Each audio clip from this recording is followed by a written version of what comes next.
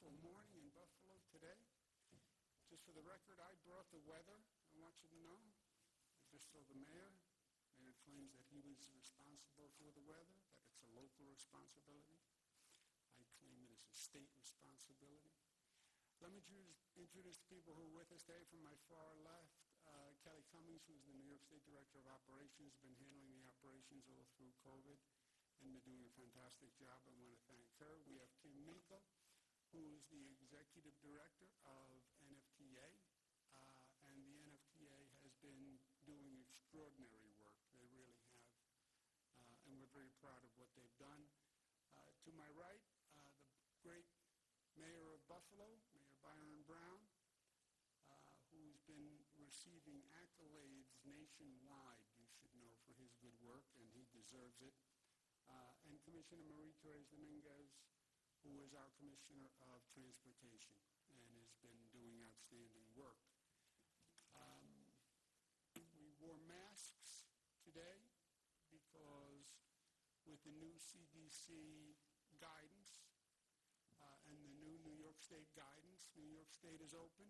We're getting on with life, back to living. The damage that has been done by COVID and the shutdown is inestimable, and I don't even think we have fully grasped the extent of the damage. We focus on the economic damage, small business, tenants, sure. But how about the social damage? How about the damage to children who didn't go to school for a year? How about the damage to families who were disconnected, to senior citizens who were isolated? So we have to get back to life and living and enjoying and socializing and seeing people. And that's what we're doing aggressively in New York. And we have to learn from the past year, and we have to capitalize on this moment. And I want to talk about that today. But New York State is open. We relaxed all the rules pursuant to the CDC guidance, wearing masks today because we're in a public transportation facility. We're at the Buffalo Airport, and public transportation facilities still wear a mask, buses, subways, etc. But life is resuming. Let's talk about today and tomorrow, because what we do today often determines what tomorrow is all about, right? It's the story of life. And you look at where we are today in terms of the COVID numbers, they are really, really promising. Overall statewide positivity is 0.85. That's a fraction of what it is nationwide. So congratulations to New Yorkers, because we're doing much, much better than the rest of the nation. That's the lowest level since September 11th, 0.85. It really is a phenomenal piece of good news. And you see it right down the line. The hospitalizations are down. ICUs are down. When people say, well, COVID is over, no, it's not over, unfortunately. 18 people still died. And that's just a true reminder that this is not over. We still have to be careful, but yes, we're making great progress. Positivity, Western New York is making progress. 1.6. Let's hope it stays in the right direction. But it is lower. Finger Lakes is the state high. This week, 2.5%. But look at the variance, 1.6 in Western New York, 0.8 in New York City. So we can be doing better. We are doing better, but we can do even better still. Positivity, not a pretty line, but the line is headed in the right direction. And that's what we like to see. Hospitalizations, same thing. Number continues to drop. 49 straight days of decline in hospitalization. Vaccinations, we're up to 18 million. 62% of the state has at least one dose. 53% fully vaccinated. More than half of New Yorkers now fully vaccinated. Troubling news, the number of vaccinations are slowing. and they're slowing dramatically. We have a 43% decline in the number of people coming in for vaccinations. Why? A number of reasons. First, the people who were most willing to take the vaccine came in first. Remember what happened in the beginning. We had more people wanting the vaccine than we had vaccine. So we had those weeks where we had multiples of people looking for the vaccine than we could actually supply. Demand outstripped supply. We went through that percentage of the population.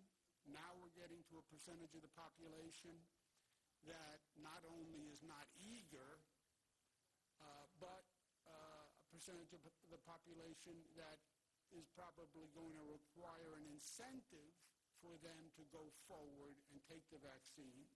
And then you're going to have a percentage of the population that is just anti-vaccine. Not just anti-COVID vaccine, anti-vaccine.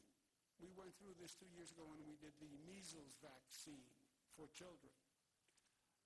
And there are people who believe so strongly against vaccines that they wouldn't vaccinate their child for measles, and they didn't put their child in school. They actually do homeschooling rather than have their child vaccinated. So that's a real percentage of the population also. I also think the news of saying what I'm saying, the numbers are down, hospitalizations are down, we're relaxing regulations, resume life. People say, well, COVID is over. I didn't get the vaccine. Now I don't need to. That's not true.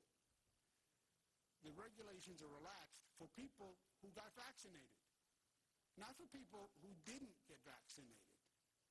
So we still have to get people vaccinated.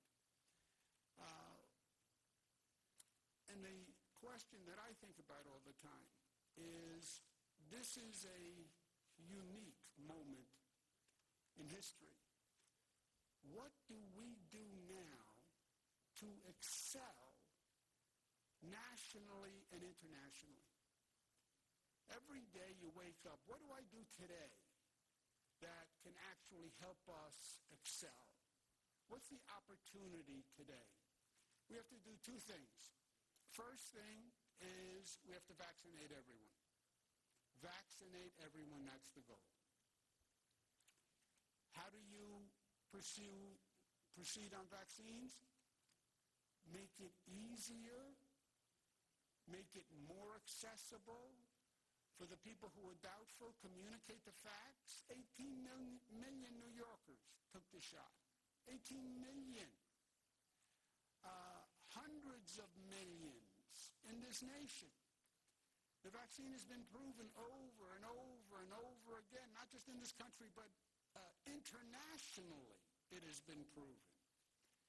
Communicate the facts to get past the doubt. And create incentives for a population that is so-so on the vaccine. So today we announce a major statewide vaccination incentive for those who have not yet received the vaccine. We announced a plan where you could win up to $5 million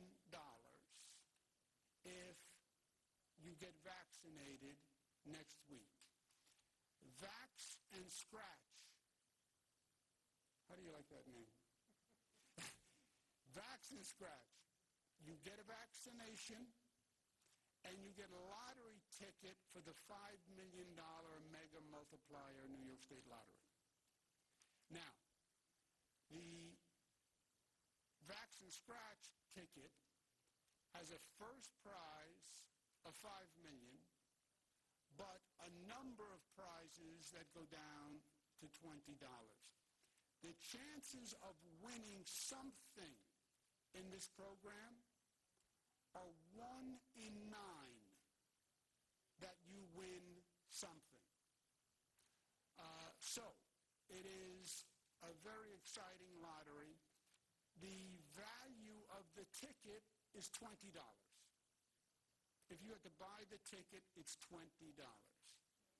So in essence, get a vaccination and you get a free $20 scratch-off ticket for the multiplier game.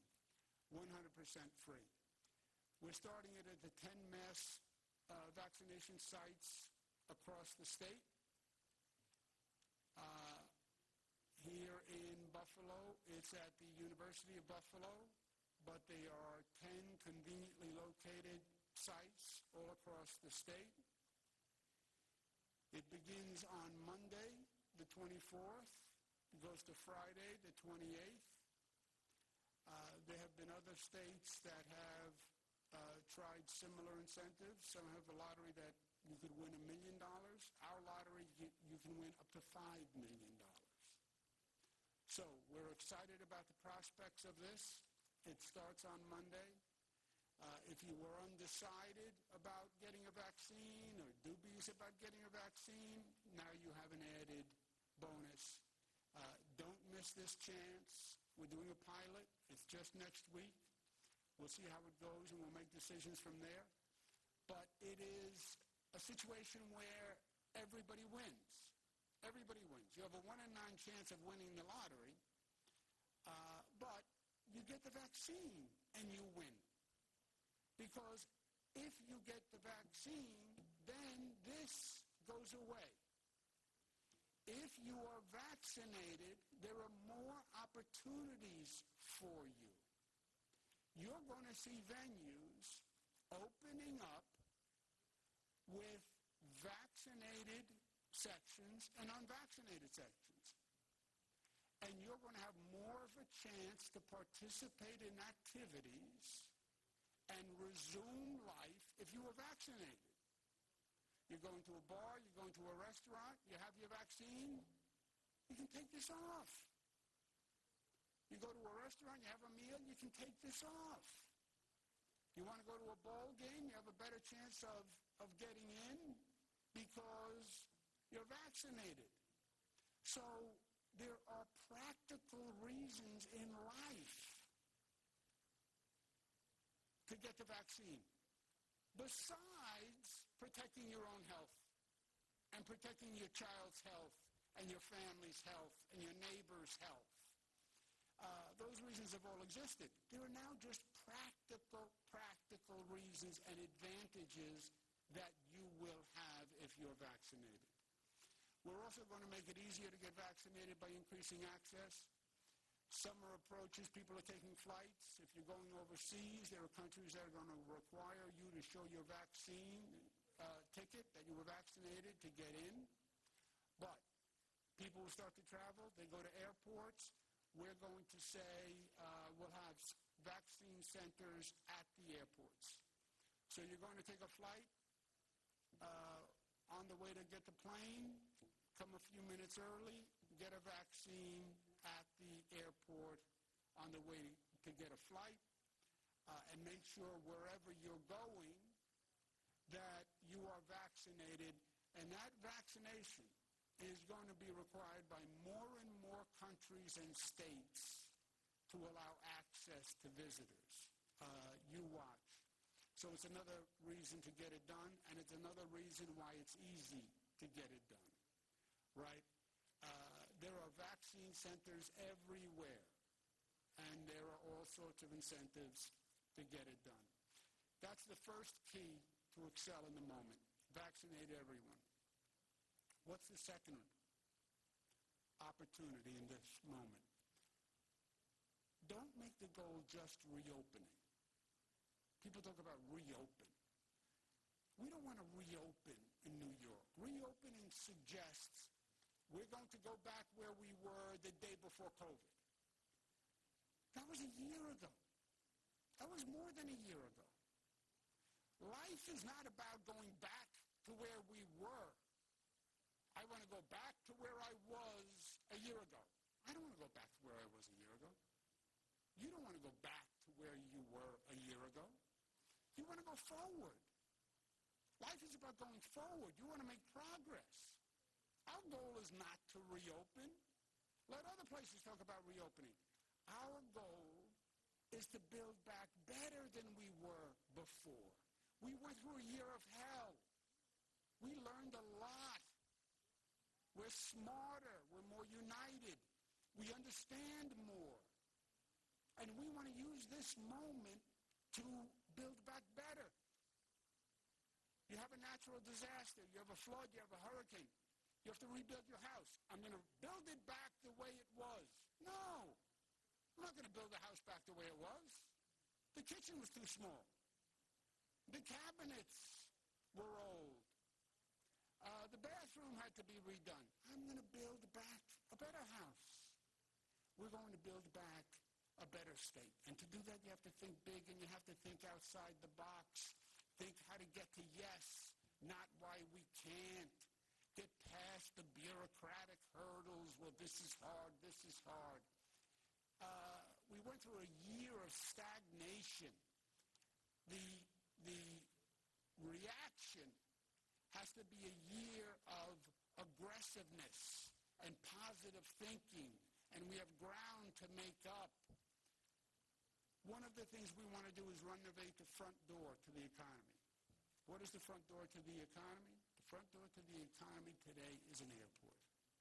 More than ever before. It is an airport. Business flies. It's an international economy. It's a global economy. People fly. That airport is the first thing they see. It's the front door on your house. It's the welcome mat. It's the first impression.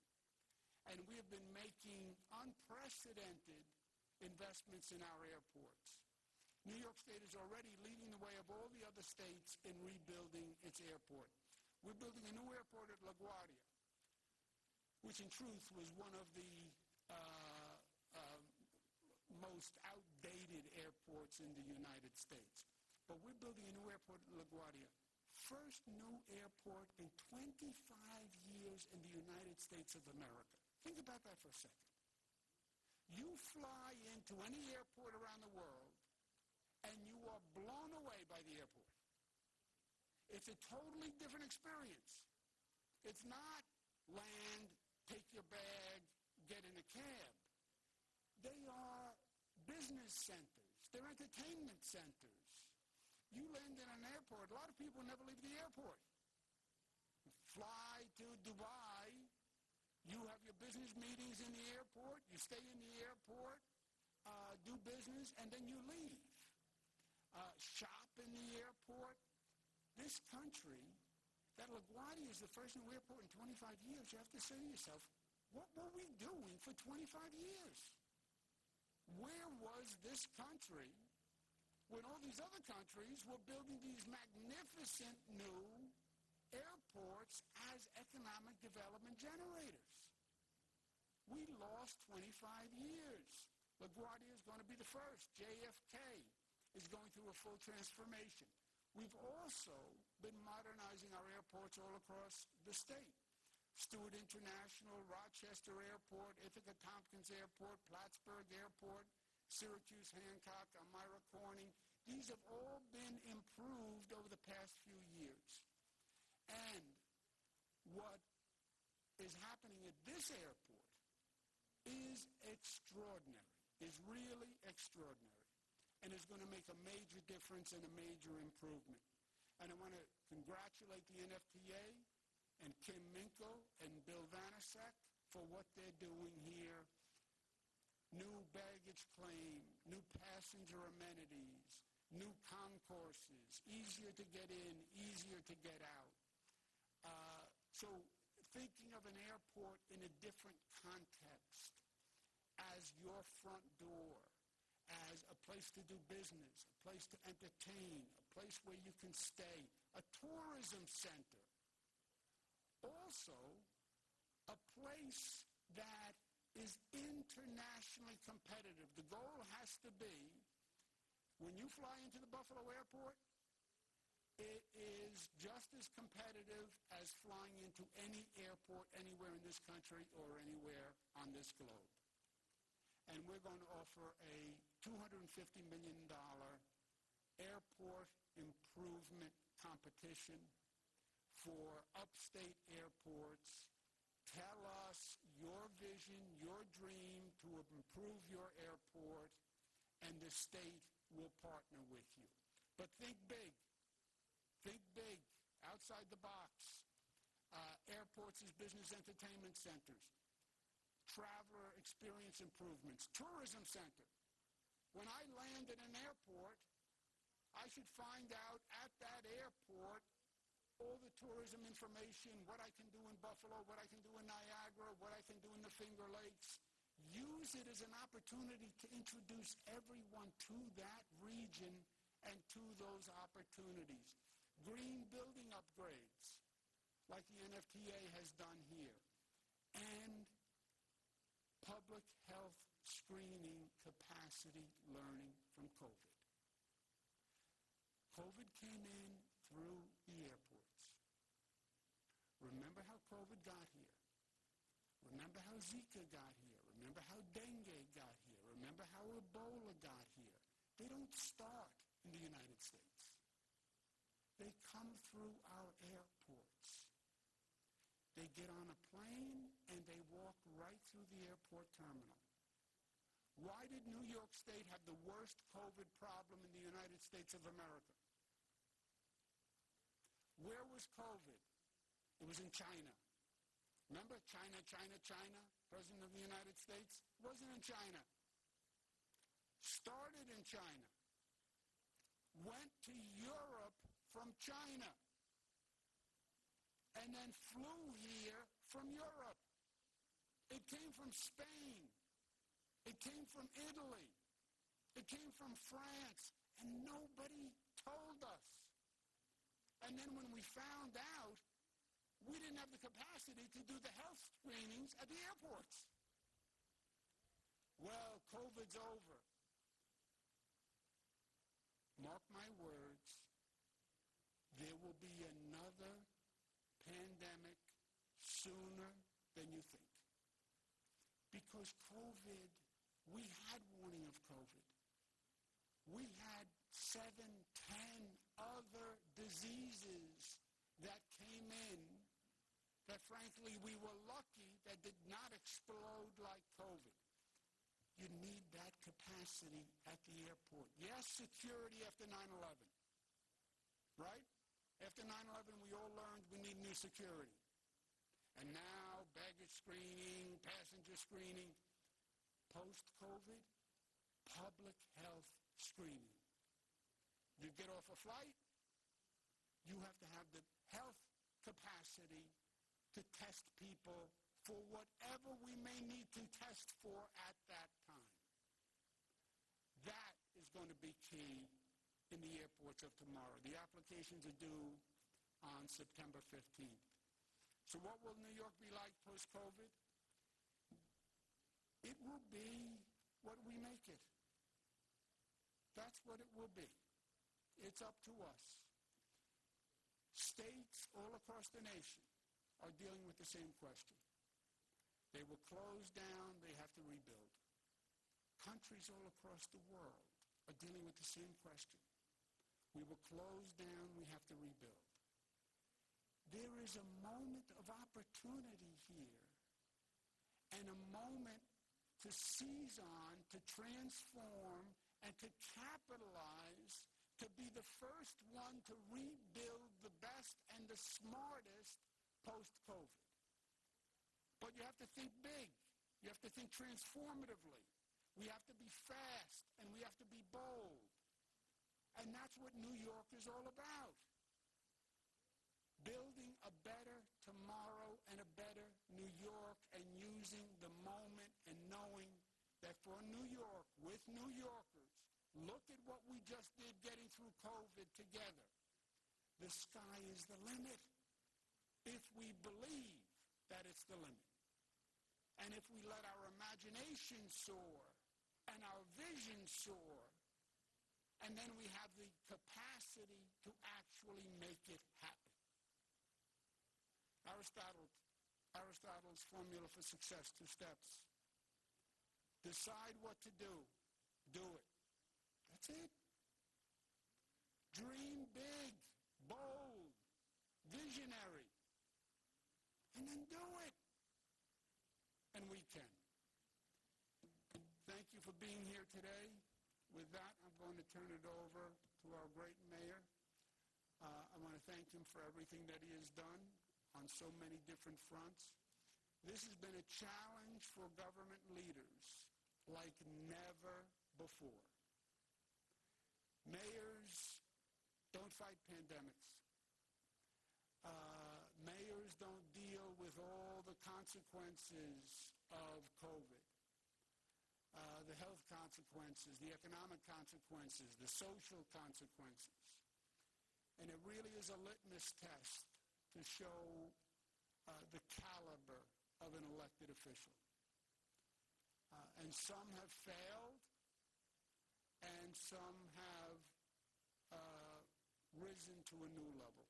And Mayor Byron Brown has set an example for mayors all across this country. Mayor Byron Brown. Thank you very much, Governor. It's great to have you back in Buffalo again so soon. Thank you for your commitment to Western New York. And Governor, after that wonderful introduction, I will concede that you brought the beautiful weather to Buffalo today. You know, when our COVID rates were high, you answered our call. You visited Western New York repeatedly and encouraged our residents to get vaccinated.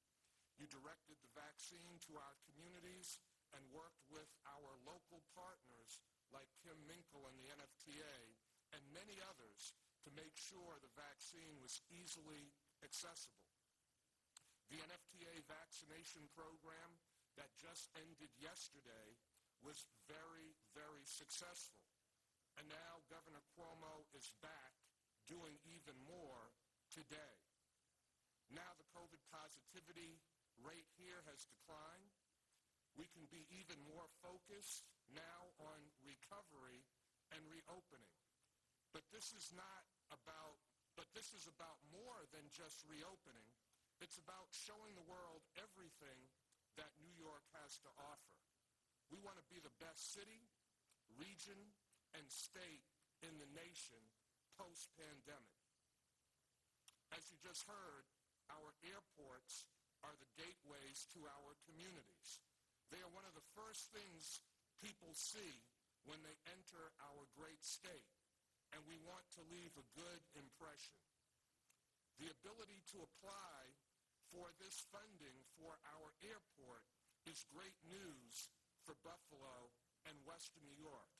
And I am confident that the NFTA is going to submit a very competitive application because as the governor was talking, I saw Kim Minkle taking very copious notes. You know, this means that we can look forward to more than just recovery. As I have been saying, it means that we can build back even better here in Buffalo and in Erie County. And the airport vaccination sites next week will move us closer to our goal of getting as many people as possible vaccinated and getting back to our normal lives. And if that's not enough of an incentive to go and get your vaccination, you can now receive a lottery ticket at 10 different mass vaccination sites across the state. And unlike me, all New Yorkers that get vaccinated now are eligible for the $5 million grand prize. It's creative solutions like these that will lead New York and Buffalo out of this crisis and into a better and brighter future. Governor Cuomo, thank you again for your leadership and your great partnership throughout the pandemic and your significant commitment to Buffalo and upstate New York. Thank you very much. Thank you, Mayor. And I think the mayor, as usual, said it well. Buffalo, pre-COVID, was on a roll, an historic roll. You look at all the economic indicators, development's happening, home ownership values are going up, young people coming back to Buffalo, unprecedented progress. Then COVID hits. Okay, now we have to regain that momentum and build believe we can and we will, and I believe there's a special opportunity for Buffalo because we were already on a roll in Buffalo. We were already thinking big and getting things done. All we have to do is relight the pilot and take off because we're in an airport. Mayor, thank you very much for being with us. Kim, thank you very much. I hope you were taking copious notes because the Buffalo airport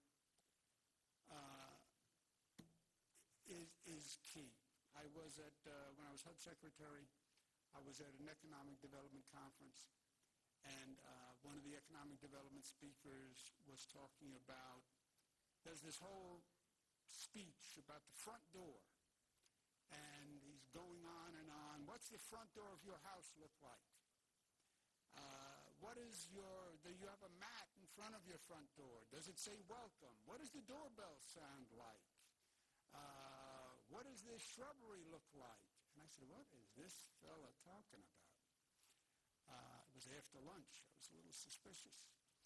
But it was all a setup to say the front door is the first impression. Somebody walks up to that front door, they hit that bell, they look around, they make an assessment. The airport is the front door. You walk into this airport and you say, this is Buffalo. This is Western New York. This is what it is. And that is your presentation. And that is why it is so, so important. And it will be even better. Mayor, thank you very much. Kim, thank you very much for being here. I'll be right back.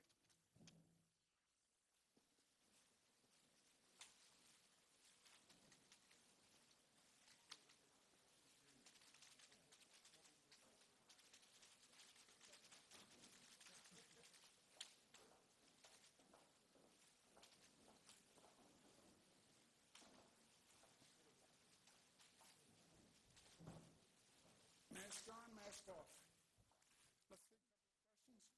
We now know you made more than, the book deal, I should say, was worth more than $5 million. And the allegations out there that you made that money on the backs of dead New York. How do you respond to that? That's stupid. Next question. Governor Ashley from WKBW. Child care providers are expressing great frustration over the guidelines that were put out yesterday, saying that there's no way they'll be able to meet the demands of these new guidelines, especially if they're effective immediately. And specifically, they're speaking about the guidelines for having to mask children 3 and 12 years old. What's your response? Yeah, I understand. First of all, they are federal guidelines. They're not state guidelines. They're federal guidelines. And we tend to follow the federal guidelines. I understand the science. I understand the data. And that's what drove the federal government to those guidelines. I also understand it is difficult on a number of levels. It's difficult for a parent with one child. Can you imagine a child care provider trying to put masks on 3 and 4-year-olds and have them keep them on all day long? So I get it. We're working with the child care providers to see if there's any way we can help, but it's a federal guideline based on the science. Governor, New York Times report out that the federal probe is now looking into the vaccines for your family members and these priority vaccines. Has anybody, yourself or any of your family, been contacted by federal investigators, and what's your thought on the expansion of that probe? No, and look, I think these are toxic political times. Let people look at whatever they want to look at. We didn't do anything in New York State that was different than anyone else. There wasn't a governor in this state, a governor in this country, starting with the president all the way down. When you went to see the president, you had to make sure you had a test before you walked into the Oval Office. Governors, if you're going to sit with a governor, they wanted to test you before you were exposed to the governor. I was running COVID response for this state, so I didn't want to get COVID. and precautions were taken, but it's the same thing that was done everywhere across the country. We've spoken with doctors who feel that there is no reason to believe the hospital system is going to be overwhelmed anymore. I'd like to get your thoughts on why there is still a need for any restrictions. I know you mentioned wanting to follow federal guidelines, but if the hospitals aren't being overwhelmed, what's the point of the restrictions? Well, we have very few restrictions left. That's what yesterday was all about. We relaxed virtually all of the restrictions because we do believe the numbers are down, we can handle it in the hospitals, and that's why we are relaxing the restrictions all across the board. Why not go further than what the federal government is advising regarding masks? To say get rid of them entirely? What do you Well, you know, masks don't really do anything about reopening. There are two questions. Are you reopened? Yes. Do I have to wear a mask? No, if you're vaccinated.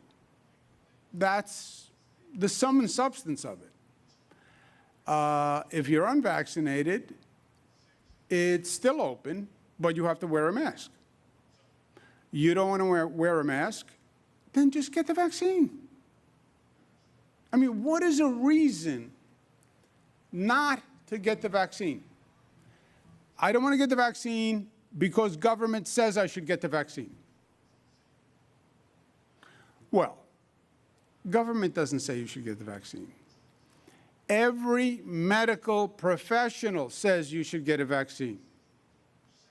Republican medical professionals, Democratic medical professionals, socialist medical professionals, conservative medical professionals.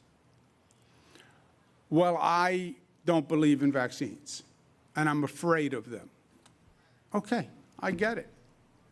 By the way, even the mask mandate has a legal exemption for religious reasons or medical reasons. Some people can't wear a mask because they can't breathe with a mask. So there are medical exemptions. There are also religious exemptions. But everything open, different rule if you have a mask. If you're vaccinated, you don't wear a mask. If you're vaccinated, that's the only difference. Are you still happy with the state's partnership with Tesla? We've done a series of reports that have found that $50 million worth of equipment purchased for the plant sits in a warehouse unused up in Wheatfield. It seems like a tremendous waste. Are you still happy with that partnership? Well, you know, I don't go by happy, unhappy. We have a contract with Tesla that works on the number of jobs and the economic benefit. And they have goals that they had to meet on the numbers. And if they don't meet those numbers, then there are penalties.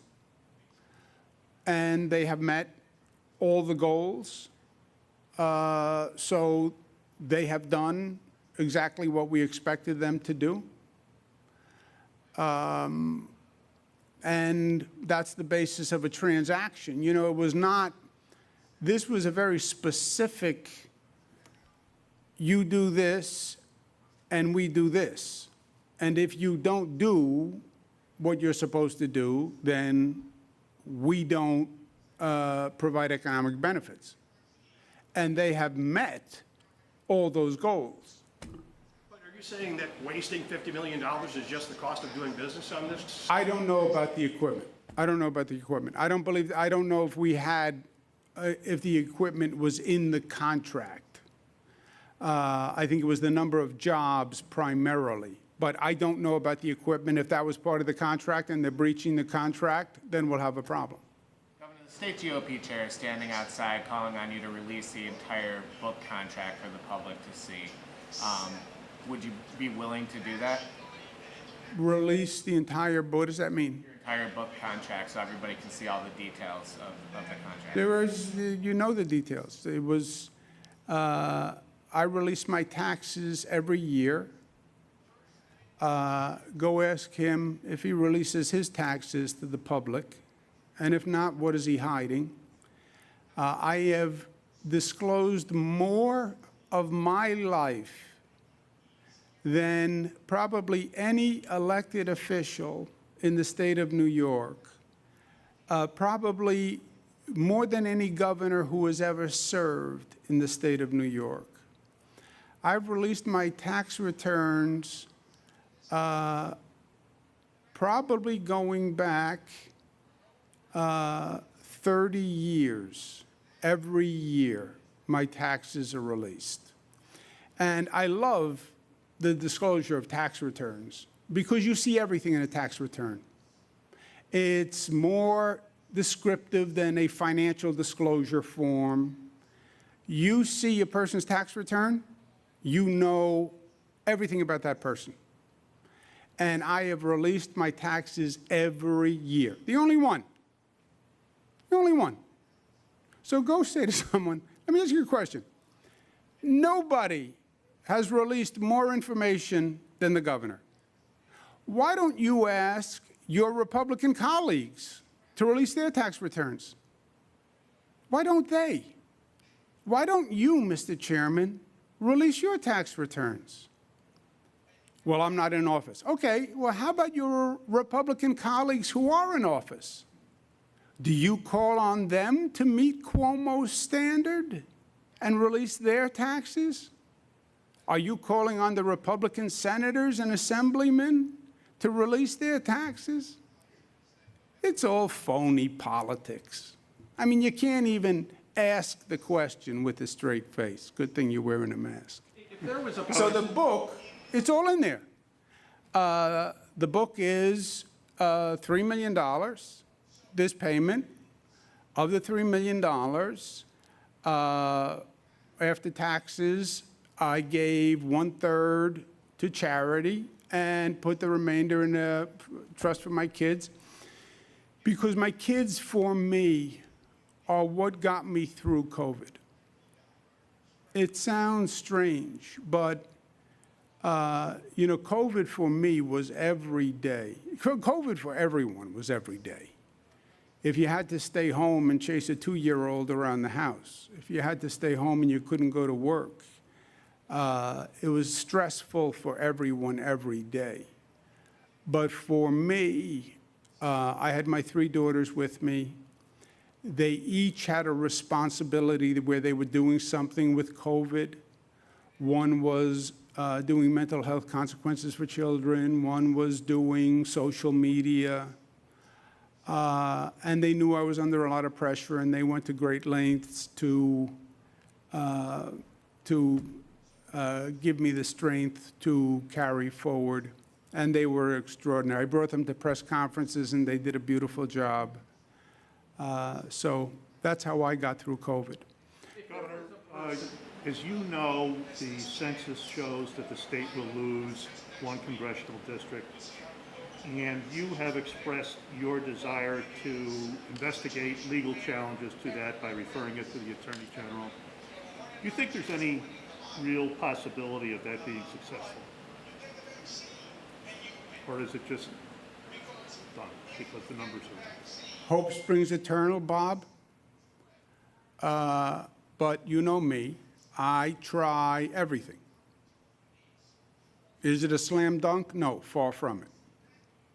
But it was very close, and there were extraordinary circumstances. You had COVID. You had an administration that petrified a large number of the population, especially in New York, who were afraid to sign anything that had the word federal on it. So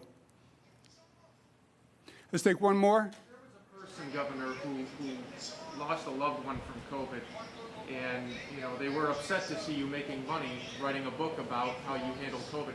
Why would it be stupid if they were bothered by that or thought there was something wrong with that? I mean, you used the word stupid a few minutes ago. Why would that be stupid?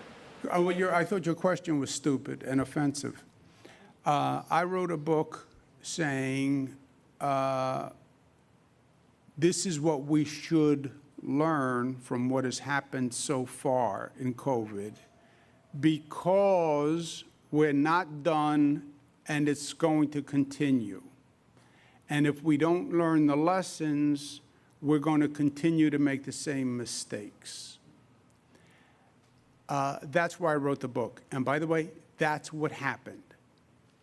COVID continued, second wave, we continued to make the same mistakes. This country made tremendous mistakes when it came to COVID. Tremendous mistakes. The federal government denied the problem of COVID. Federal government lied about the problem of COVID. The federal government totally missed that COVID was moving from China to Europe to the United States. We didn't have enough medical equipment.